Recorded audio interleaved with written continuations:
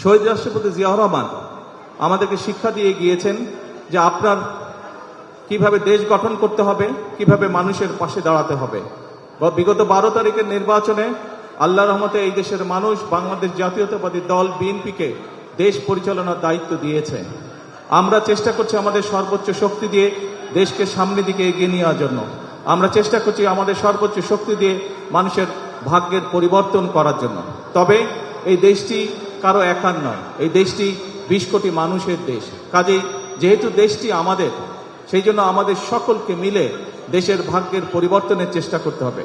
আজকে এই শাহাদত বার্ষিকী উপলক্ষে আপনারা যারা আমার সামনে উপস্থিত আছেন, আপনাদেরকে এবং সমগ্র দেশবাসীকে আমি বিনীত আহ্বান করব যে আসুন আমাদের এই প্রিয় মাতৃভূমি, এই প্রিয় বাংলাদেশকে গড়ে তোলার জন্য আমরা 20 কোটি মানুষের 40 কোটি হাতকে শ্রমিকের হাতে রূপান্তরিত করি।